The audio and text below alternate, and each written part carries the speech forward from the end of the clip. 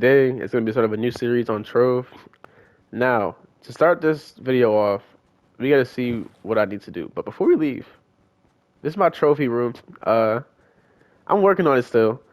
I kind of like trashed all my other trophies, but these are the trophies I had, so I put them in here. Let me know what y'all think of the trophy room. The first thing we gotta look at is our gem forage. So we see what levels we need. We still have this stellar gem, which is really bad. We have a maxed power gem. I'm just gonna grind some boxes and kind of just go for more of a stats as well. I can solo you 11 really easily. Um, and yeah, so before we get into dungeon grinding, the main thing I want to tell y'all if you're speed farming, if you're just dungeon grinding in general, have this on at all times. Like, this is without the best class in the game, in my opinion. In my opinion.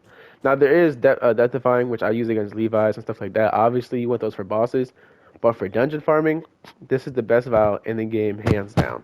So we're gonna be working on air, as you see here. I'm missing a lot of crit damage from air, so let's go ahead and work on that. Make sure to grab this quest or any quest when you're in a world. Gives you extra. I mean, it gives you adventure round. It also gives you extra XP.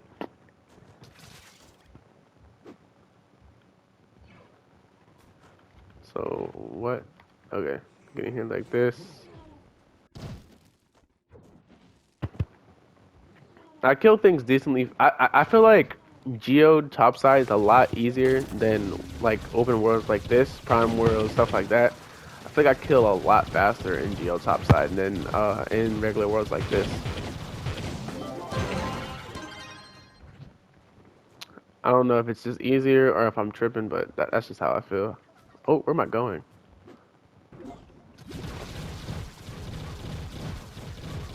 But as a 35k PR or 36k now, I think I'm pretty strong. I'm not gonna lie, I think I'm pretty strong for 36k PR. That can like solo bosses in under 10 seconds. Oh, hold on, this is one of our contests today. This week is the mine Infidium Ore. So let's do that. And let's do this. So when you're stellar farming, I know a lot of people go to Geo topside. I personally recommend the air biome. It's a lot easier. Make sure you get a good biome though, because you don't want to like come here and then like have a really bad biome where everything's spaced out. That's why everyone likes Geo, because it's not really spaced out. Everything's close together. But when it comes to like air, you can just drop down, break in really easily, compared to Geo where you have to go through a portal, go in. But most of the Geo dungeons are kind of just on top, so if you have jumps, you should be fine. I just recommend farming in air, so I don't get crystals. I like mainly prioritize stellars. Oh, I thought I was killing him.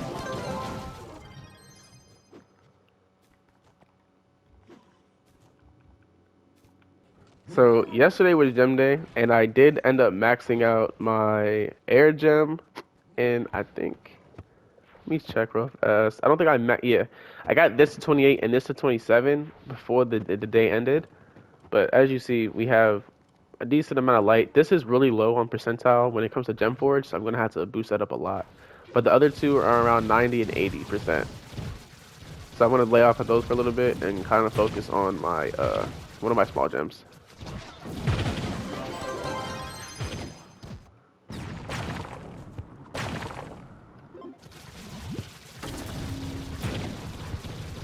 So the martial emblem gives you a lot of physical damage when it comes to physical damage characters. Like Boom Ranger, Solorian, all these characters that do physical damage, you will shred with martial emblem.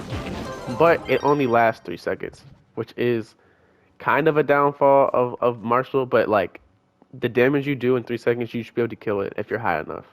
So you should be alright. And then trailblazing, obviously for obvious reasons, you got to use it. I mean, for speed farming, obviously, like you just move a lot faster. Another thing that really helps me out, and I think it would help anybody out, like where you don't even need death defying anymore, is definitely the star chart. And In the star chart, wait, what the heck? There's 2 layers of it. So in the star chart, there's this thing called life leech. It's not even that far in the star chart. You should already get it like through your first couple unlocks, and basically you'll just never die. Like as you see me, I'm taking damage, but they're not really doing nothing to me because I'm just healing the second they hit me.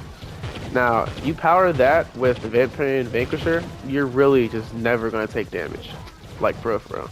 Now if you're low HP like me, I'm only at 1 mil health, so I can pretty much get one-shotted by any charged up attack, but I still keep my distance.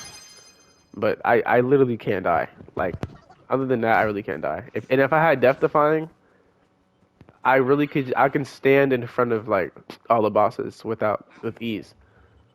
So if you're a Shadow Hunter with, let's say, just two man health Shadow Hunter, it'll be fine. You can just stand in front of everybody. You'll never die. Like, you don't need Death Defying at all.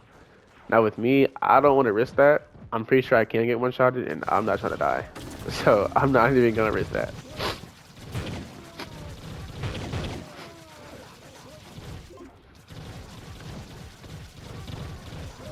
My main goal, like before I ever quit Trove, which I don't think I'm gonna quit Trove anytime soon, is definitely gonna be, like without a doubt, is gonna be get 45k or at least get 40k. Because I just want that blue sigil. Because at first, the highest when I last played was 35k, right?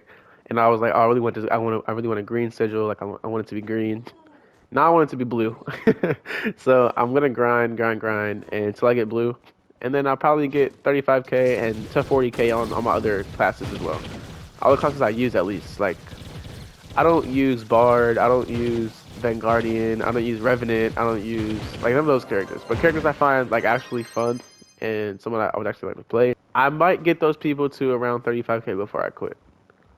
Definitely Gunslinger because I do want to farm on Gunslinger for Thunder Uplands 5 stars because they're like I was watching somebody farm them and honestly I feel like that's one of the best farming ways to do it. Like his L1 cleared those cursed skulls so fast, and since there's so many cursed skulls in one area, it was just like obliteration.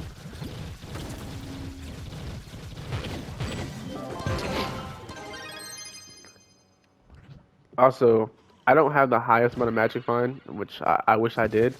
I only have a couple dragons. Like here, I'll show you how many dragons I have. So I have this dragon, which gives me 50 magic find. I have this dragon that also gives me 50 magic find, and that's 100 right there. I have this one, which is 150, 200, and 250. So I have 250 extra magic find, plus the 3% in the star chart, and then plus the things on my gear. I don't know how this equals 4,000, because I definitely don't have 4,000 magic find, but it does. So I'm no complaints here. So let's see how many gem boxes I've accumulated. Yeah, so I've done 12 dungeons.